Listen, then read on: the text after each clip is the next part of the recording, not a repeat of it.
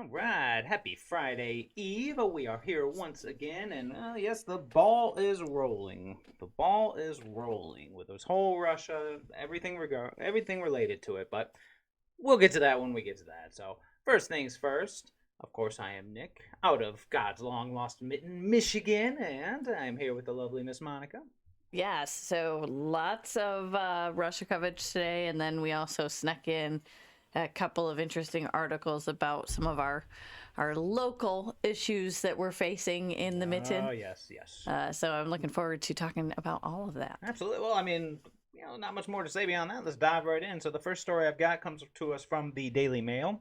This one's pretty important. The first Ukrainian city falls to Putin's control. Russian forces seize, what do you think, Kherson? Kherson? Curson? Kherson, as the mayor tells residents to obey the invading soldiers and begs troops not to shoot civilians. It says Russia has captured its first major city in Ukraine after a week of fighting, with Kherson, a regional capital of 300,000 people on the Black Sea, now under the control of Putin's forces.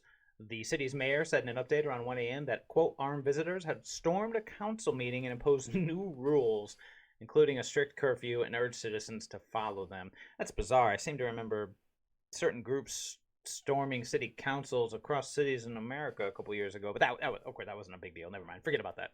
Forget about those cities getting burnt down. Anywho, if Kherson is under full Russian control, then it opens up Odessa, Ukraine's main port city and primal naval base, to an assault. So this is definitely a direct route, uh, like you said, to the Black Sea, which Putin has a lot of interest in.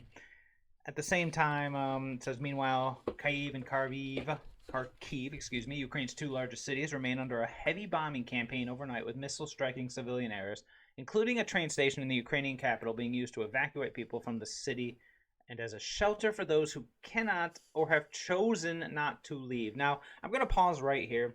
This was an interesting debate we were having yesterday where we were talking about all these stories coming out about things getting shelled and these terrible imagery. We're not going to show that imagery, of course, because we've all seen the horrors of war before. However, has anyone seen anything that is truly recent or truly live? I understand we're getting out the tinfoil sombrero a little early, but the closest thing I saw was supposedly was a news reporter. I want to say, what was the clip? I think he was UK. He might have been American. I didn't recognize him, but he was supposedly reporting live, and he says, no, it was UK, because he says, like, oh, what was that noise? And you see a flash behind him, and then he drops down, and supposedly that was a live shot of it, something happening, the city being shelled or something along those lines. But it just, I don't know. It's odd. We won't go into this one. I'm just, the amount of footage not being shown, because like we said, when we went into Afghanistan, it was every day, 24/7. Here are the people, here are this, here are that, showing us everything. Oh, look at this terrible thing going on. These people are so oppressed. We have to be here, yada yada yada. With this one, they're kind of just all telling us how terrible it is. Well, and it's because people have decided to just go off of word of mouth and go off of social media and believe stories like the Ghost of Kiev that Yes. we stopped demanding that we see the footage. We stopped demanding that we double check our sources and double check our references, and it's really amazing to watch some of the things that they're reporting on now, and compare it to 2014. I was watching John J. Mearsheimer, Mm-hmm. so political science professor, did a speech at the University of Chicago. Was Ukraine the West's fault? And this was 6 years ago. So he went and he talked about all of the political issues that were going on in the Ukraine, and Russia versus the United States, and Western democracy versus communism, and all of these other aspects to it, which it was a great YouTube video. So if anybody is interested in some of the history behind the region, because up until I listened to this morning at the gym, I didn't really know a lot of the history of the region. We will definitely include a link to this. I believe it was like a seminar. It was a speech, because I saw a little bit of you speech watching at the it. University Yep. of Chicago, and We'll include a link in our description. Yep, and then one 2 years ago that he did called the Great Delusion, that talks about the way that America approaches politics and our Republican and Democratic foreign policies. Yes, and we talked about this briefly yesterday, but of course, it's very difficult to say Republican and Democrat anymore when the timeline of Ukraine. I mean, we've seen Joe Biden's quid pro quo, fire the prosecutor, you're not getting the money, call the president if you don't believe me. Well, son of a b, he got fired. Anywho, we know that in 2014 there was someone who was more sympathetic to the I almost said the USSR was more sympathetic to Russia. But see, that's the level of propaganda that they get you. You start to they're bringing back Cold War 2.0 to the point where now I've like literally I was almost a Freudian slip of like saying USSR instead of Russia because of course they're trying to rebuild the USSR. Anywho, we know that there was someone who was much warmer to Putin in place. 2014, he gets outed by Western forces, by okay, so we weren't directly involved. We were only arming those we agreed with. You know, it's that wishy-washy political, I didn't do it, they did it, I'm just a businessman who sells guns. However, Zelensky, no, it wasn't directly Zelensky, but the leader that was put into power was very pro-West, very pro-NATO, and I could see Putin seeing it as a monster insult, as he should, to Russia, but at the same time, things are going on behind the scenes that we're just not aware of. And we're going to show you a clip at the end of this because we'll just end on such a goofy note. Years ago, Obama and, what was his name? Medvedev. I'm probably butchering him. He's an ambassador to Russia. Obama was called on hot mic saying to him, "This is my last election. Tell Putin after this, I'll have more flexibility." Now, whether or not you believe any of the tinfoil hat nonsense that the Democrats are playing some different game, and I hate to say Democrats because it really is the uniparty, the globalist uniparty is playing some other game, and Ukraine is a key player in that game, whether it's a dirty piggy bank, whether it's a honeypot, not sure, and that is the problem. Everything we're seeing and being told is pure propaganda. Well, I think you're going. Oh, I know. I gotta be careful. I gotta be careful before I turn into Alex Jones and tear my shirt off. Hey, Alex Jones is a sexy man.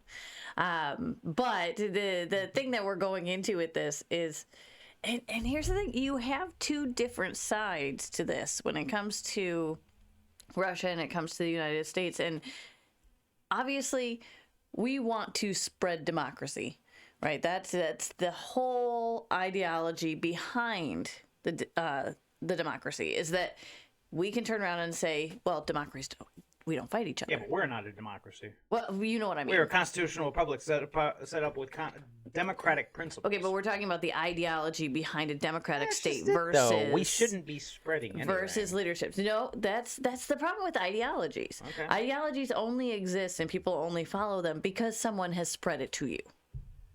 Someone took you under their wing. Someone converted you. Someone turned you into a Christian. So you're playing the pay it forward style of philosophy. No, I'm saying that these things survive because they're attractive to people.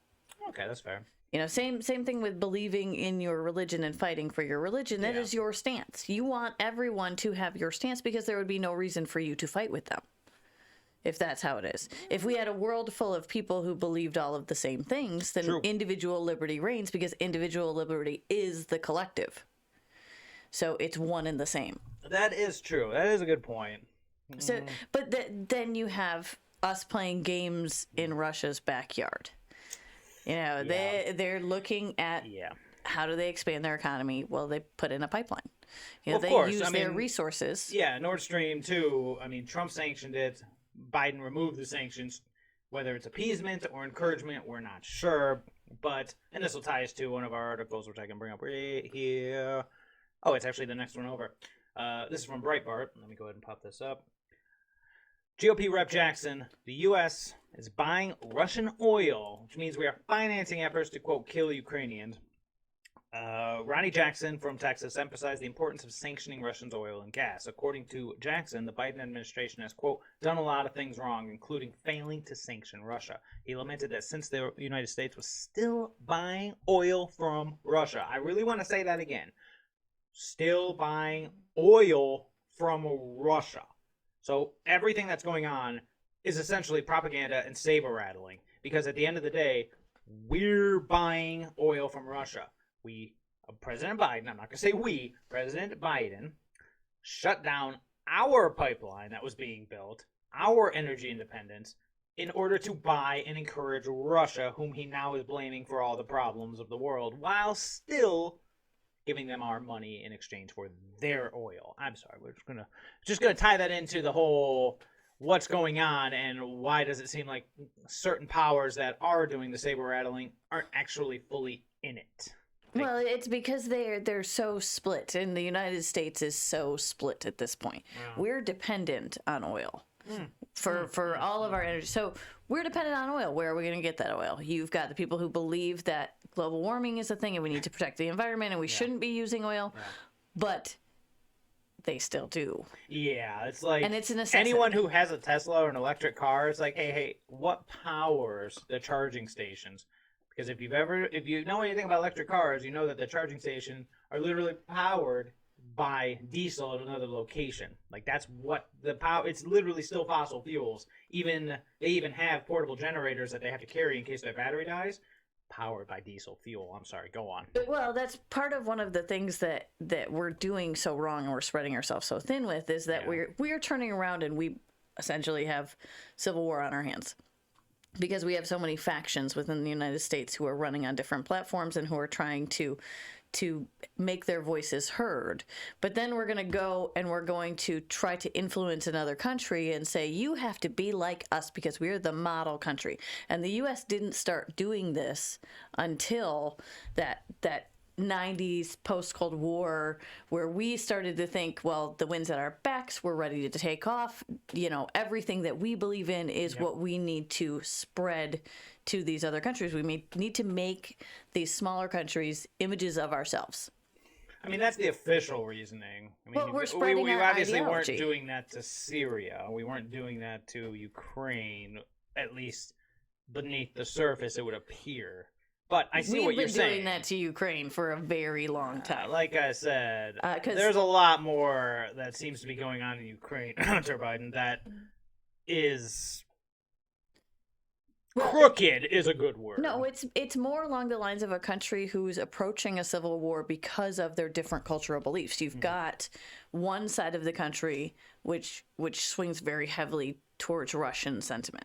You know, they speak Russian. The eastern side versus the western side. It's almost like a new Germany. Yes. Like an East Berlin and West Berlin. Exactly. And that's what we're going to start to push it forward because we're trying to indoctrinate and turn the West into part of EU. And Putin doesn't want that at his back door. Well, okay, I'm going to pause you right there. There are already multiple countries that are in NATO that are on Putin's border. And I completely understand that. But this is us coming in, not the slow spread of that belief and indoctrination through nations that are touching, that are neighbors, that slowly influence the culture of an area. Right. This is us stepping in and saying, we're not going to allow this area to make its own decision. It has to be like us.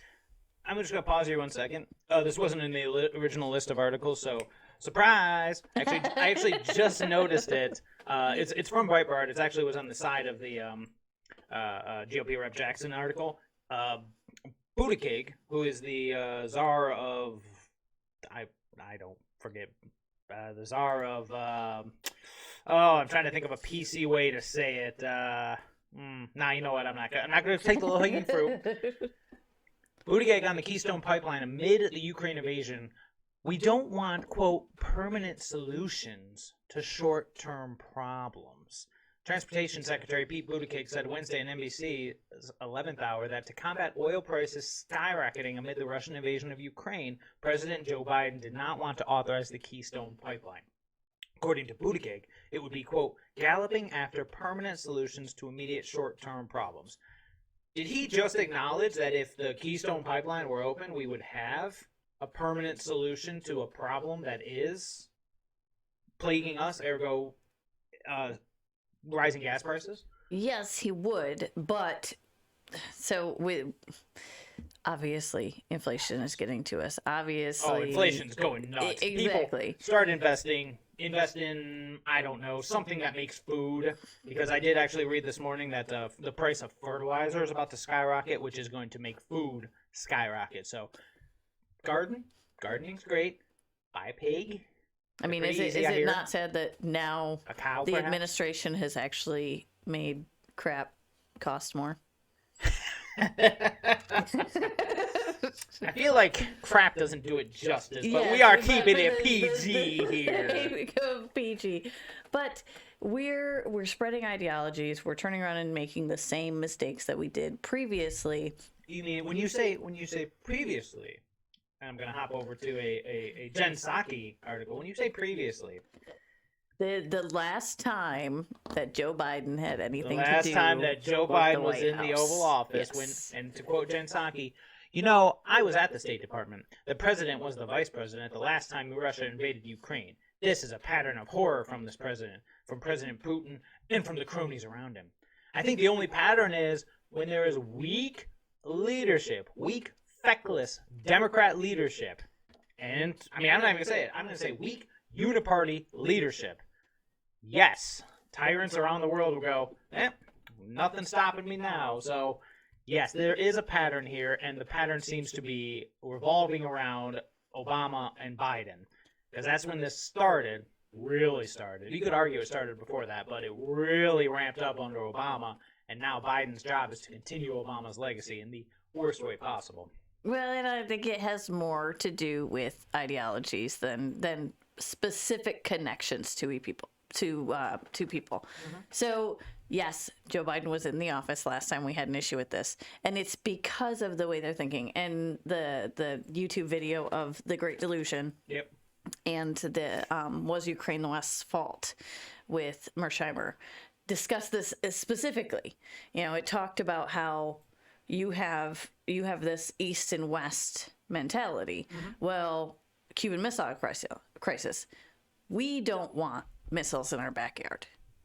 We convert to that 19th century mentality of, no, you cannot put something on our border. No, that's a direct attack on us, even if it's not an area that we control. If you have arms there, then you're attacking us. Where's our border again? Because there isn't a southern border. So I'm not sure what we're referring to here. Stop. You know Stop. exactly Don't talk what about I'm the talking 2.5 about. million illegal aliens coming over our border last year that we you're know jumping about. Subjects. So Subjects.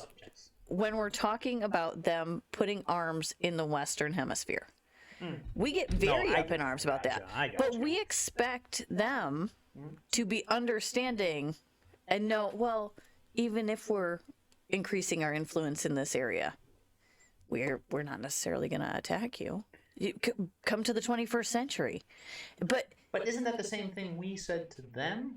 That's exactly what I'm talking about. That's us saying that to them right now with Ukraine. Yeah, I thought you were talking about the Cuban Missile Crisis. Well, we're just going to be touching your border. We're just going to be we're just going to be neighbors. No, it puts two different ideologies eyeball to eyeball. You need a buffer zone between those extremes. That's why in the United States you have conservatives, you have liberals, but more so you have that middle demographic, and that's why the independents. That's why we tend to swing one way or another, is because you can't have two extremes living in the same household. You have to have that balance of middle. I'm curious what two ideologies you're saying are facing off. No, I'm just talking about the perspective. With Russia and Ukraine, how would you define the two ideologies?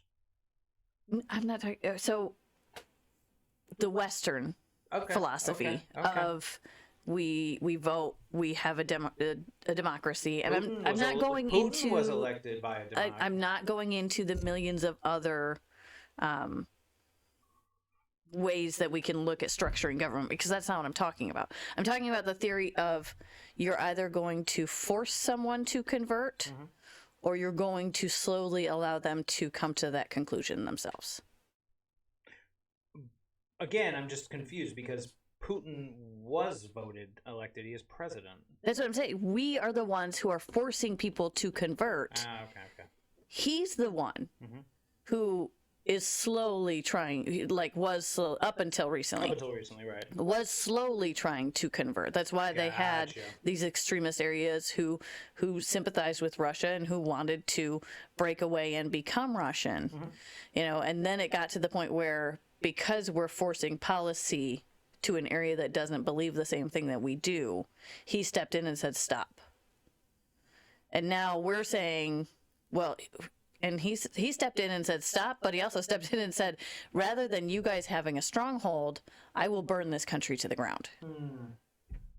Yeah, he didn't just say country. He's talking about the planet. Anybody who steps in his way will supposedly fear nuclear retribution. Well, because when you feel like your livelihood, your ideology, what makes you is under attack, you swing back hard. Oh, no, trust me. I absolutely understand that. And like I alluded to yesterday, I think we're going to see that in the 2022 midterms and on, is people, as the American people by and large, have felt that, and the swing back is coming. I do worry about how powerful of a swing back that is. However, I am actually going to use what you're saying to segue into our next article, which is, again, Breitbart. It's from Nolte, the what was his first name? Sorry, John Nolte. I keep thinking Nick Nolte, but that's an actor. Anyways. Nick Nolte's out there writing articles. Nick Nolte's doing his thing. The stupid blacklisting of Russian civilians and a dead novelist. There is no moral world in which Russian President Vladimir Putin's invasion of Ukraine, a sovereign nation that was no threat to him, is justified or acceptable.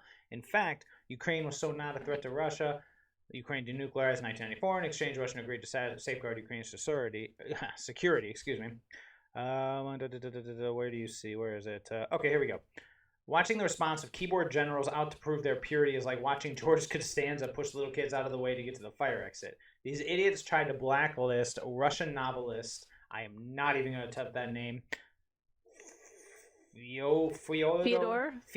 Okay, I can see that. Dostoevsky? Okay, who's been dead for 140 years. One of the greatest novelists in all of history. He was a flawed man, but a man who hailed from Russia no one would recognize today. He's a novelist. And this is indicative of the bigger problem here is, like you said, they've been pushing division. They literally called every supporter of the previous president Russian, a Russian bot.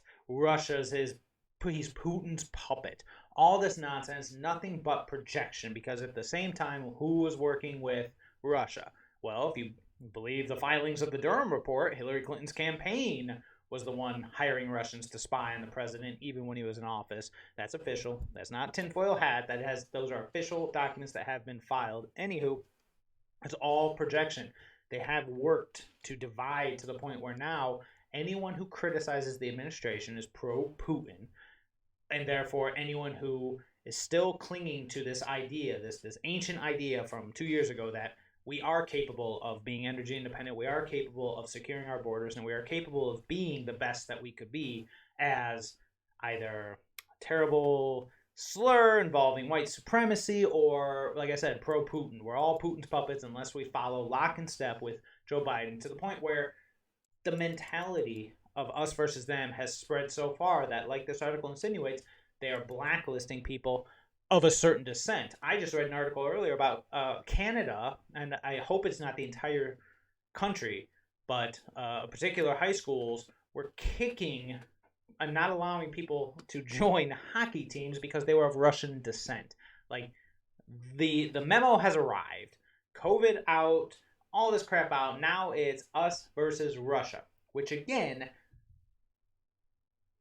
is insane that this whole thing, to me, started with, reference it again, Mitt Romney and Barack Obama, where Romney tried to bring up Russia as a legitimate threat, and Obama replied, the 80s cold, they want their villain back, and everybody laughs. We all applaud. Oh, Obama, he's so clever. And yet, that same guy, they tell Putin, I'll have more flexibility after the election, because this is my last election. So something is going on. And Which I think I'm just gonna say it could not be. The point is, something is going on that is different from what was going on, because previously Putin was listed on the World Economic Forum website. He was, even though they were rattling their sabers against him, they're still buying things from him and encouraging him to grow. And now, for some reason, they've all turned on him. It could be Ukraine, or it could be what's in Ukraine. And you're right, that's a different theory for a different day. and I'll get the tinfoil sombrero out for that. But on a dime, we have changed from everybody hide to why are you hiding? We have to fight Russia. On a dime. And the last time this happened, World War II, FDR took Japanese Americans and literally put them in camps. I'm a little nervous that the current administration is going to follow that lead, and we're going to have anyone of Russian descent or perceived to be Russian, even someone who's been dead for over a century, blacklisted. Because that just seems to be the pattern they follow. Well, it's just so stupidly easy to follow them down that rabbit hole of cancel culture to the point where, oh, you're associated with that, we cancel you. Cut you off, though. Cut you off. It's just a stupid mentality of, if you don't believe what I believe, we cannot be friends. See, and I agree 100%. It is absolutely mental. It is absolutely a stupid mentality. However, people running our government have that mentality. That's where the problem is. Extremists will always exist on both sides of the political spectrum. But when the extremists are running the show, we got a bit of a problem. Well, and I think there's so much more information now that's readily available to people to kind of get rid of that juvenile mentality that if you're connected with something, it means that you're bad too. I don't know. So, yes. I don't know. I mean, they think about it. I showed you that video earlier of a 2-month difference. Where Biden was saying that, because this was supposed to be a winter of death and nasty stuff.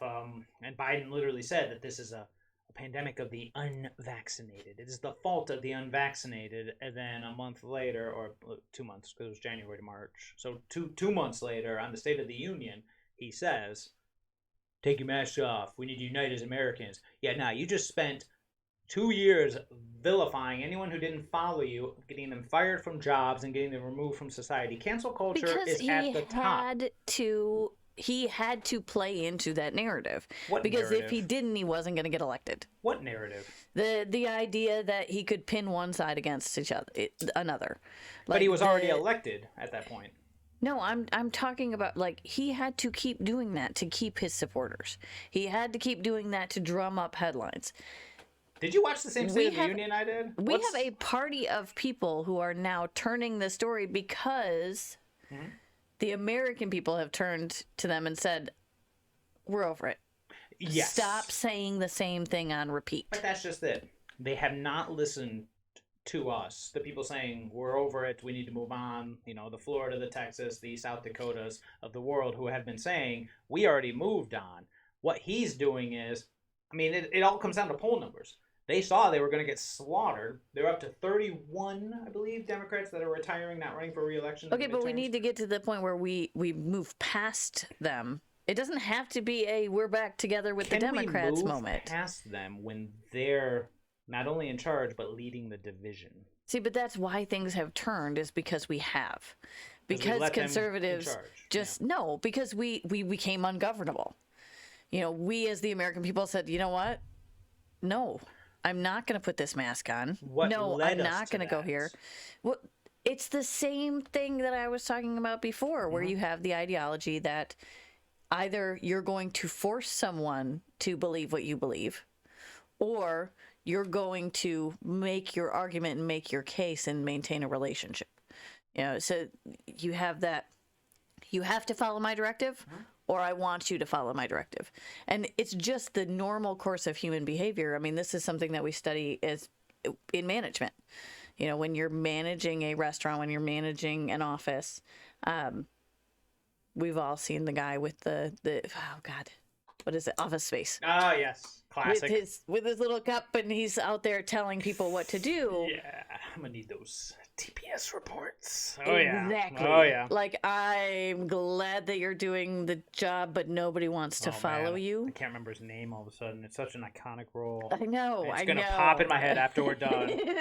And of course, we're going to post this and then go back later and be like, okay, so we need to edit so that we can. If you see that name randomly in the description with an exclamation mark, understand that that's what that means. But that's part of this, is that you have this mentality in leadership, and you have people who get pushed to the forefront who are just not good natural leaders. Yeah, I'm starting So, to think that politics is a lot like Hollywood, where you just fail upwards. well, yeah, and we've allowed it to happen because we weren't paying attention to them. Yes. And they started crying out and needing attention, and that's why people who got on Instagram and became popular got into positions. It was because The squeaky wheel gets the grease. I get it. exactly. I get it. And you're right. There has been a bit of an awakening in this country. I mean, we haven't even talked about the freedom convoy that is currently making its way across this country. Well, and it's just we're swinging back. Yeah, but that's just, it does worry me. As happy as I am and as optimistic as we, I guess, should be that it is indeed swinging back, at the same time, it's like they pushed it. They pushed the Overton window so far. They pushed the pendulum so far to the left, so insanely far that I feel like the swing back could just destroy the entire house of cards. Like everybody's just going to get whiplash from going from so liberal minded to so. And the really funny part is that up until recently, I would have thought that we were super liberal minded people. Once upon a time we were, but like I said, the Overton window has shifted so far that you and I are alt-rights istophobes or something. I don't even know. It just comes down to the fact that there are more people now who, well, there became more people who wanted to force everyone to do what they do and to become how they are. Oh, yeah. And then the majority of people, which I believe the majority of people are like you and I, who I'll make an argument. Blue collar. But if you don't believe what I believe, we can still be friends.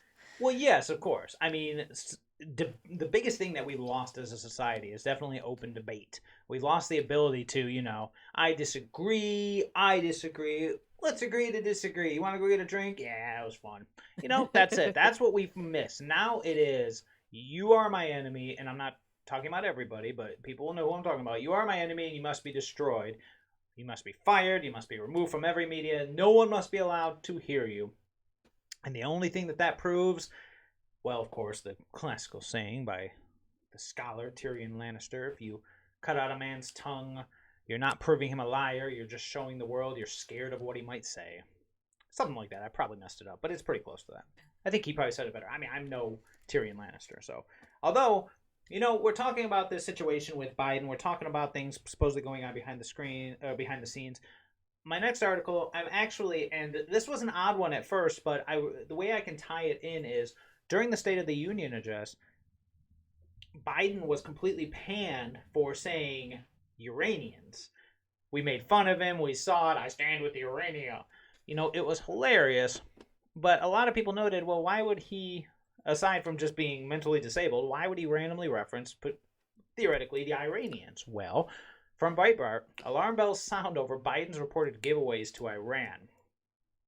Critics are sounding the alarm over the terms of an impending return to the Iran nuclear deal, as Rob Malley, President Joe Biden's representative at talks in Vienna, is said to be offering generous sanctions reliefs, including to Iranians linked to terror. Once again, they are trying their hardest to repair the situation that Obama started, and then Trump got us out of, because, of course, we do not want this. It says President Trump withdrew from the Iran deal in May 2018. Then, of course, Biden promised to restore it upon taking office. He did send Malley to Vienna to attempt to negotiate with the regime.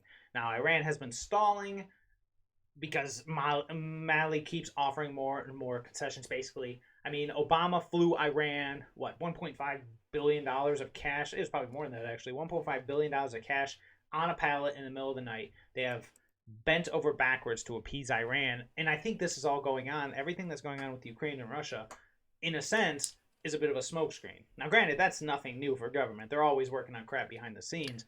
But Iran has always held a special place in the Obama-era heart. Again, conspiracies aside, the fact that they are quietly trying to get this nuclear deal back going is very concerning to me. And I do think that Uranians, as funny as it was a Freudian slip referencing this. Okay, here we go. Led by Rob Malley, the U.S. has promised to lift sanctions on some of the regime's worst terrorists and torturers, leading officials in the regime's WMD infrastructure, and is currently trying to lift sanctions on the Iranian Revolutionary Guard Corps itself, he wrote. The negotiations were a total disaster. They were a quote, Noranha quoted a source as saying, and noted that they were likely were legal, but the Biden administration was looking for ways to circumvent congressional review as Obama did. We are in the era of Obama light. We know Biden's not running the scenes.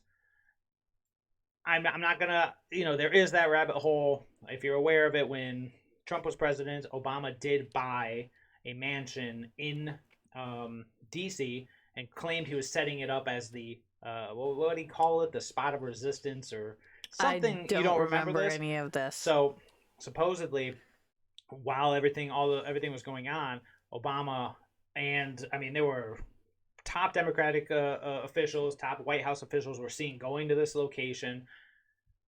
Obama basically started a shadow presidency, and it's continued now to this point. Now, we can leave all other conspiracy theories out, but when we see things like this, they're trying to circumvent congressional review. They're trying to rule by decree and turn us into something that we fought with blood and treasure to break from. It's concerning. It's very concerning. It is concerning, but it's nothing new is the bigger thing. And that's kind of the problem. Well, it's also the way that we were formed as the United States, is that when we have an idea, we believe that the government should not be able to stop that idea.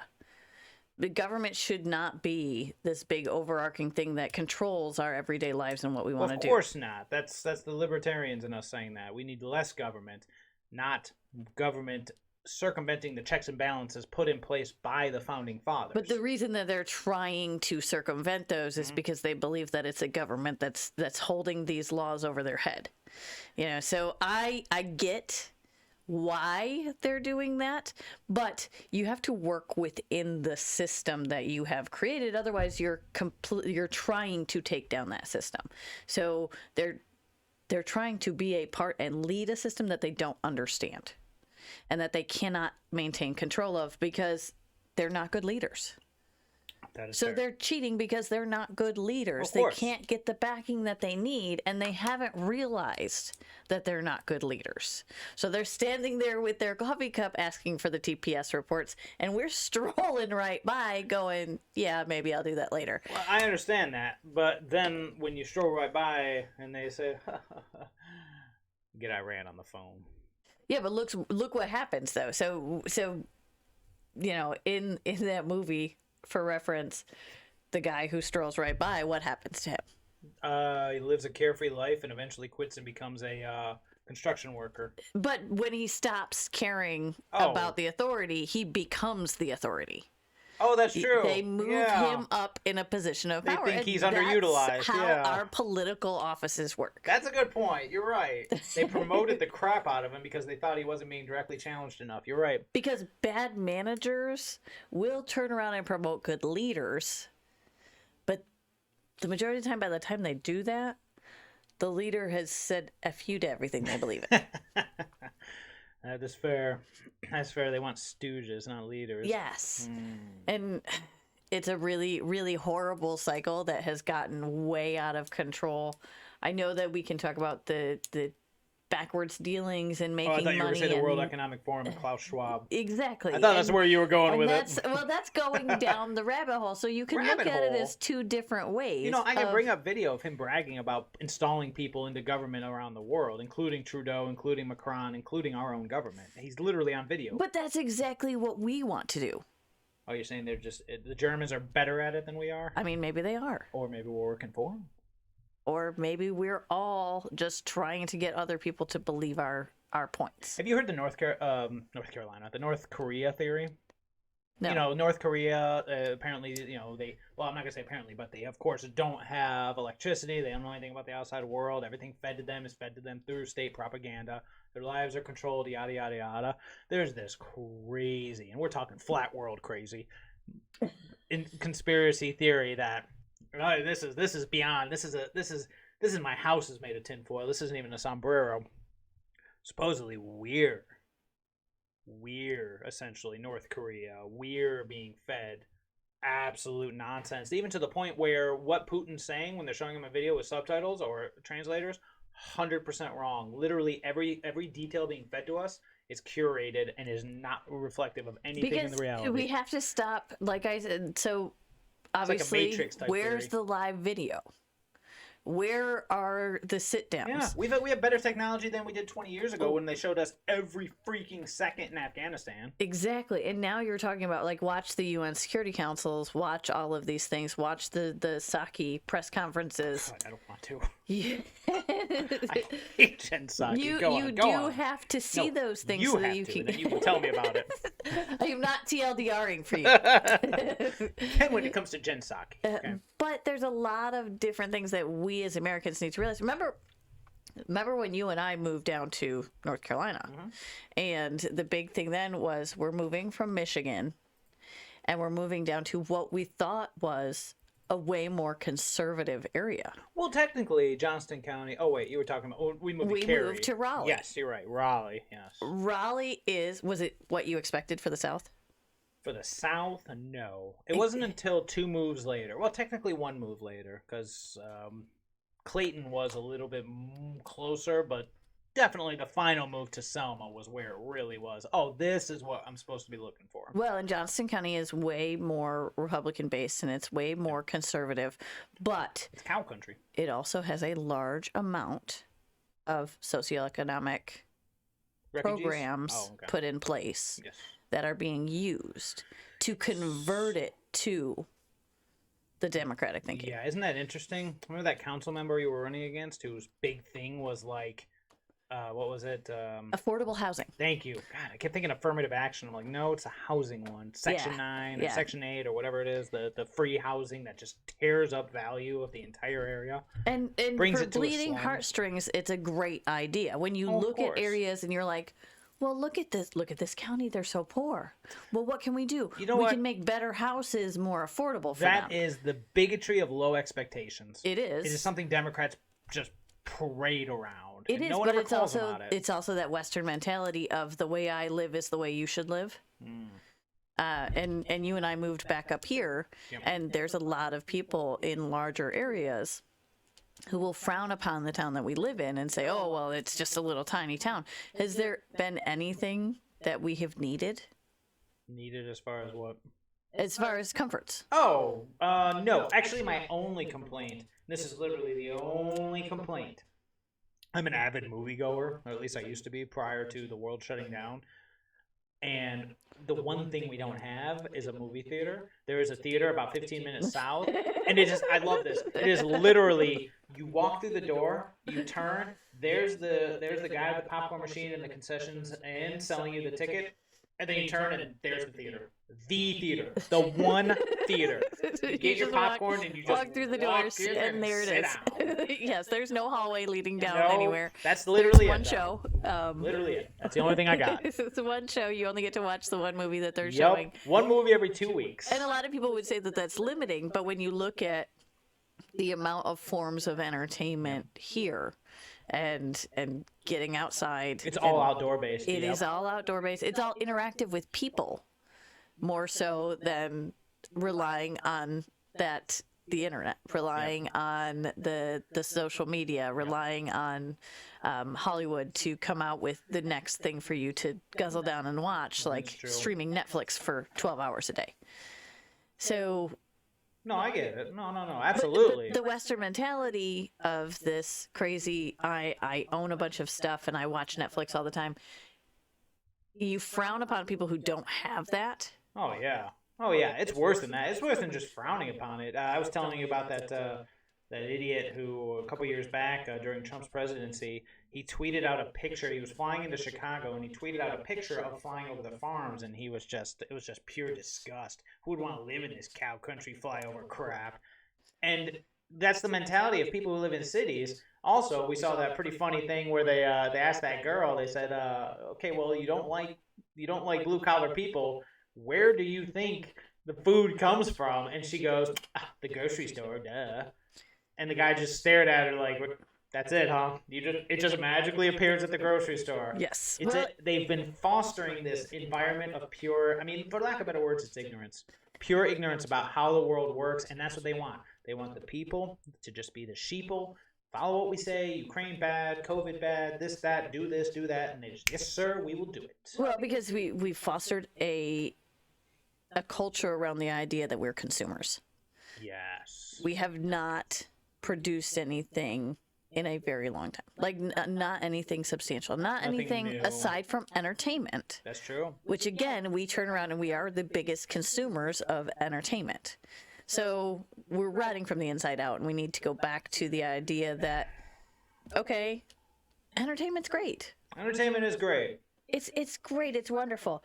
But there becomes a point where it becomes an addiction. Yes. It's like a dopamine thing. I remember reading about Yes. this. It's something about your screen, how you interact with things. It gives you the immediate satisfaction to the point where you don't actually need to do something as you've proclaimed either you're going to do it or something along those lines, and suddenly they say in your brain basically goes, all right, check it off the list, and then you lose the motivation to actually do it. However, I'm going to pull it back because I do. No, that's okay. No. This is very much tied into what we're talking about. Our next article here from Daily Mail, and I bring this up. I found this one when I was reading this morning, and it was appalling to me. Biden falsely suggests Capitol rioters killed 5 cops. That's a lie. As he says, Putin's actions were inspired by January 6th because Russian president thought he could divide the West. So once again, they want to talk about unity while literally dividing the country in half. They're literally saying anyone who's associated with President Trump, whom they're trying their absolute hardest to pin January 6th on and hold him accountable so he cannot rerun for office, they're now saying that it was actually Putin. It was Putin because he was doing it. They have January 6th. It was stupid.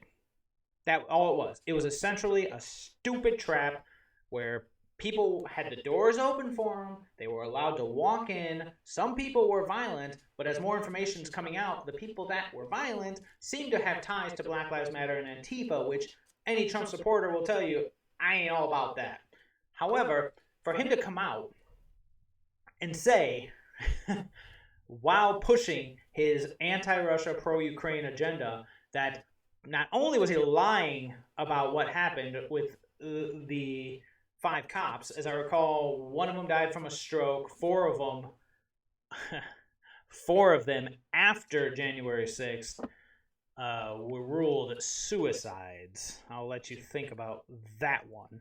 However, the only person who died that day, the only person who was murdered that day was Ashley Babbitt, and it was from their side shooting. So this is the biggest load of crap ever. And the fact that he comes out, lies about it, and then tries to say that, Putin was a part of it too, it's furthering the division to push an agenda. He even says, Vladimir Putin was counting on being able to split up the United States. Look, how would you feel if you saw a crowd storm and break down the doors of the British Parliament and kill 5 cops, injure 145, or the German Bundestag, or the Italian Parliament, he asked. And then, they acknowledge it. 1 Capitol cop died of a stroke a day after January 6th, and 4 killed themselves in the aftermath of the riot. See, January 6th was essentially... It was the left's attempt to set up a honeypot that they could then blame all Trump supporters for the rest of their existence. They're going to blatantly ignore the fact that their supporters, and we can pull up video, we can pull up imagery of Washington, D.C. in flames. Not just the worst rioters staying between the velvet ropes as they're walking through the halls of Congress. No, we're talking burning down, we're talking invading, we're talking setting churches on fire. These people were insane, and they let it go for an entire summer. Actually, I think it's actually still going on to this day. They just aren't reporting on it anymore. I do recall that there was a, where was it? Sorry. I mean, obviously we can talk about Oregon and Washington and the crazies out there, but they can just keep them. I don't think it was in D.C., but there was another Antifa-led firebombing of a government building just recently, but they're not reporting on it anymore. It's still happening. This stuff is still going on. Black Lives Matter is still out there doing their thing, doing their burn, loot, and murder plan. It's just not being reported on because, of course, the sentiment after the riots, they lost that support. And once they lost the support, the media went, move along. But the problem's actually still there. And this is just stoking the flames. And they're trying to put out those flames. That's why he did an about face on the support the police. Oh, that was crazy. That's was exact. crazy. But he wants to do it quietly because he doesn't want, again, the people who were in the middle on things. He wants them to not know that things are. Yes, the independents who will swing one way or the other. He doesn't want them to know that they're still having problems. He doesn't want them to know that he doesn't have control like he claimed to have, and like he stands up in front of the in front of all of us and says that he knows what he's doing and he's leading us, and it's such a great thing that he's leading us. And don't get me wrong, obviously it's hard for somebody to step in front of the American people and say, okay, I screwed up, but this is how we're going to change. He's trying to redirect us and to come back to the approach that we all love, but he still has that mentality that if you don't agree with me 100% on everything, you are my enemy. So that's the dividing line there. Is a lot of people who are more conservative will say, you and I don't have to agree, but we can come to a compromise. Whereas people who are bad leaders, and really it just comes down to he is a bad leader, right, will try to force it. You know, you have to believe what I believe in order for me to even consider you a fully functioning person. Otherwise, either you're stupid, you're delusional, or you've been corrupted by an outside force. It's the us or them mentality. Yes. It's like if you're not one of us, you're one of them. And unfortunately, I mean, it all just comes down to polls. I'm just gonna. This is another off the cuff one. I just pulled up the Real Clear Politics, the President Biden job approval. Let's see if I can make it so you can actually see it.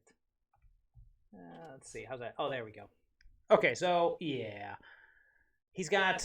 Was this another one that I didn't have? This is another one you didn't have. This is literally just Real Clear Politics, which shows all of the polls and what the president's approval is at. This is for the dates of. It looks like the earliest is the 15th through the 2nd. So the average, the Real Clear Politics average of everything, 40.9% approve. I don't know where that people are coming from. 54.1% disapprove. And I mean, it's nothing but negative. It's nothing but red. You got the spread is negative 13.2 average. The lowest is negative 5. The highest is negative 19, meaning the difference between the two. Like the biggest spread is 38 approve, 57 disapprove. And then the smallest one is 44 versus 49. But his approval is absolutely tanking. And when your approval tanks, you have two options. War or be taken out via a massive political shift where the people come out in droves and just destroy anything related to you. Which we're about to see. Potentially, because I really want to emphasize potentially. But I tell you what, we had other things to talk about with regards to this. I was going to talk about there was a DOJ is pushing the Congress for changes in the Cybersecurity Act. The FBI director, Ray, is trying his hardest to strengthen the ability of the FBI to go after people. What's the word I'm looking for? I don't want to say online, but go after people's.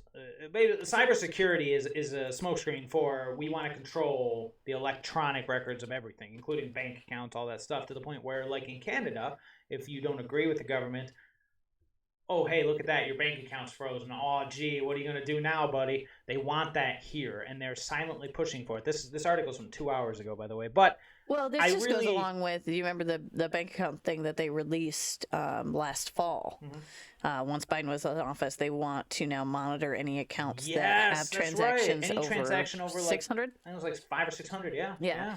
So they're not just, hey, we want to see what you're doing with your money. It is, hey, we want to see where your thinking is going.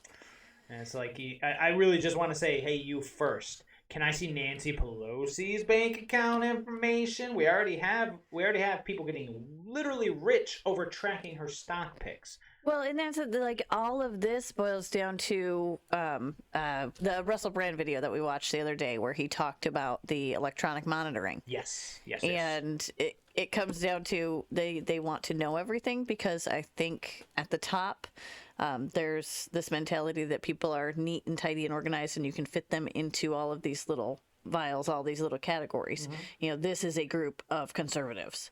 They have all the same traits. This is a group of liberals. They have all the same traits. How do we sell them on ideas? Well, I mean, to be fair, that's what you're describing is what Facebook, social media, and China have been doing. Exactly. For the last 5-10 years, facial tracking. They now know exactly. Well, I mean, the bluntest way to put it is they know when you poop. Yeah, well, they know they're literally tracking you the entire time, feeding all of your information into the algorithm under the guise of, well, we're going to cater what the ads are you search for. Funny little thing, and of course this means nothing now because of how common it is, but we actually did an experiment a couple years back where we heard about this thing where Facebook would change your ads if it heard you talking about things, or if you talked about them in text. So at the time we didn't have any pets. So we just randomly mentioned a cat. Well, no, we at the very beginning of it, remember, we didn't even talk about cats. We texted about it. They were dummy texts where we randomly talked about cats. No, we randomly talked about picking up cat litter, I believe. That's what it was. And then what happened? All of our ads shifted to cat litter ads. And at the time it was like, whoa. But now, of course, we all just accept it. They're spying on us 24/7, probably through that camera right there. Well, like you last night when your camera light came on. Wait a minute. Okay, that was weird. Come on. That was weird. All I did was launch.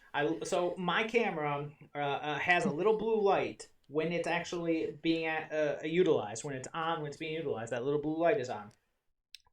Not doing anything. I had nothing open. It was off. All I did was launch Chrome. And as I'm looking at it, the light came on. And I went, and then it blinked right back off. I tried to reproduce it and try as I could. I couldn't. Well, and okay, I'm just going to say one thing to you. Go ahead. The oceans are listening. Oh, boy, don't get me started on that one.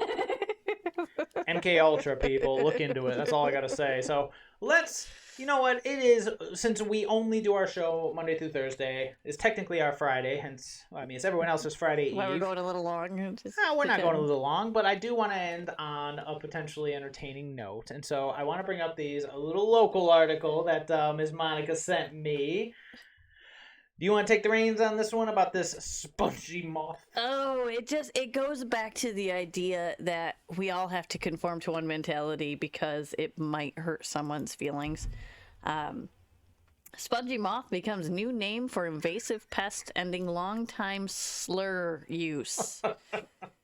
Sorry, go on. Okay. A slur for a moth. A slur use, yes. So the Entomological Society of America on Wednesday, March 2nd, announced that spongy moth will be the new common name for the invasive insect that was previously known as gypsy moth.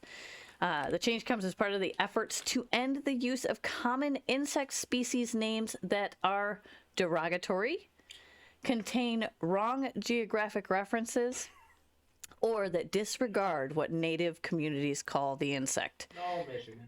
Leading the charge. First off, we are not all going to run around using the scientific name for every moth species because, frankly, I don't know many of them. And when you sit there and you say that now you have to refer to something as this. I remember, again, going back to when we moved to North Carolina. Do you want a soda? Oh, boy. Pop, people. It's pop. I'll die on that hill. I don't care. Again, it is pop in Michigan. It is a regional thing. It's what we refer to it as. It's not like it's an aggressive sound or it's a, what did somebody say? It's a reference to gun violence. Yes, I've seen articles with this most liberal woke. Oh my gosh, you're not allowed to call it pop because. Oh my goodness. And this. Okay.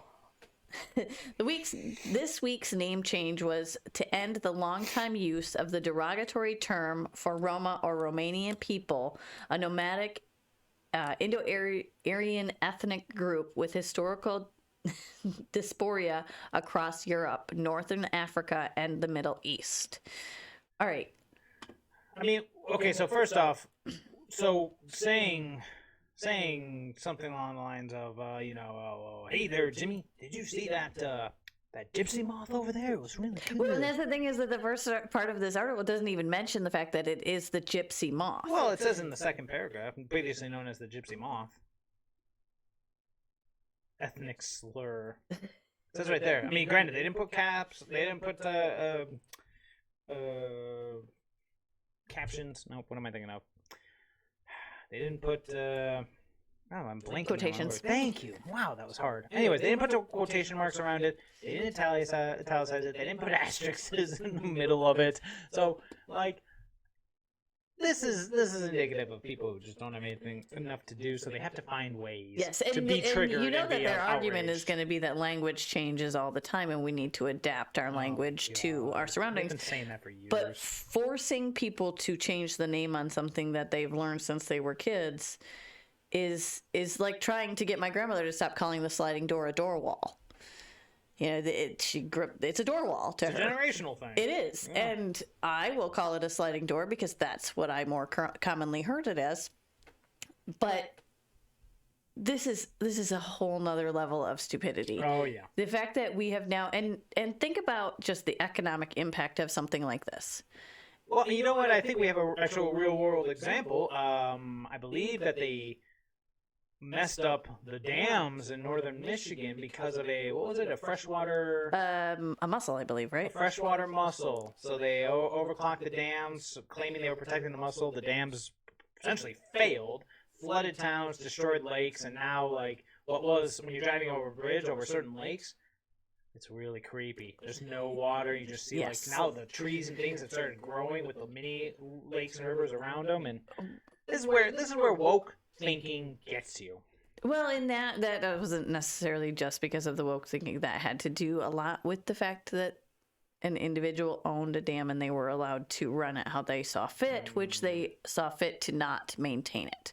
But putting on top of that the added stress of woke thinking that we need to and we need to make these impacts and we need to change some things. Well, okay, if the dam wasn't there, those wouldn't have procreated to the point that they were anyway. So raising the water. Whoa! Get out of here with your logic.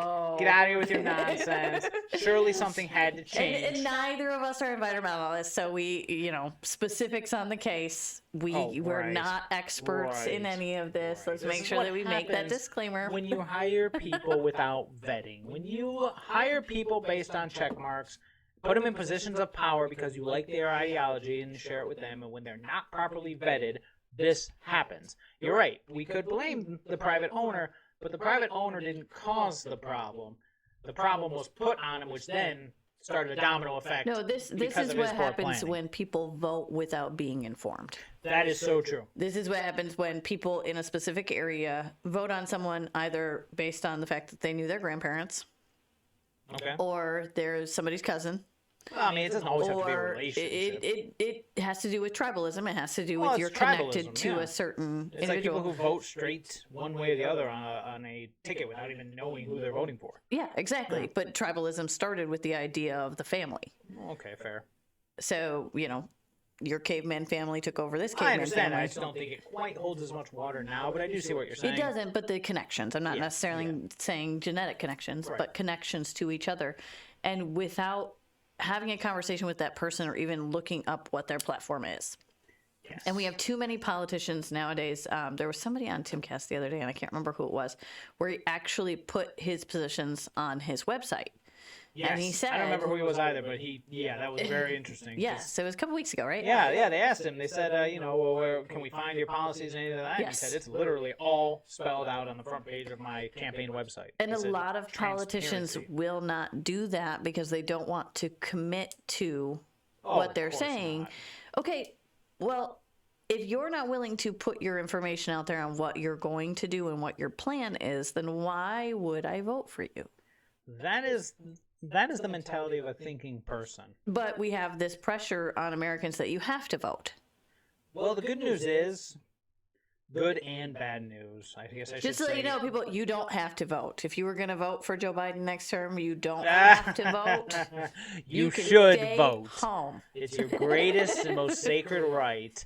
You could, but it does involve... You have skin in the game. Reading. You should do the research. It involves work. It involves the minimum of work, not reading a tweet about a headline. You read the article. Yes. That's what it means. Now, do you want to go into this term limits article, or do you want to just call her a day? I think we can probably wrap here and then discuss the term limits article when we've done a little bit more research on it. That's true, because that is an interesting topic to do, and that we have a small little microcosm representation of what it could be, because term limits is something that's frequently discussed, especially with people like Nancy Pelosi and Bo Biden, who've been there for 40 years, but now I'm going to make a change. Well, and since this article is specifically referencing local, I would like to look at the national stage and see how it compares. Perfect. So we'll save this one for another day. So, yeah, we have gone a little over. Nothing wrong with that, though. So, I'm just going to go ahead and say this was a fabulous discussion, as always, and I do hope everybody has a fantastic weekend. Any final words? Well, I mean, we might be able to squeeze a video in tomorrow, but if we cannot, go ahead and make sure that you are smashing that like button and subscribing to our channels. We're on Rumble, we're on YouTube, we have our own website, so make sure that you are signing up for our newsletters. That's true. That's true. The website is coming right along. We'll definitely push it a bit harder. We'll probably put the message about user interaction and actually liking, subscribing, all that stuff to the front of the video once everything's done. But for now, we love your support. We love you. We love everyone. Have a fabulous weekend, and we will see everybody Monday. Have a good day.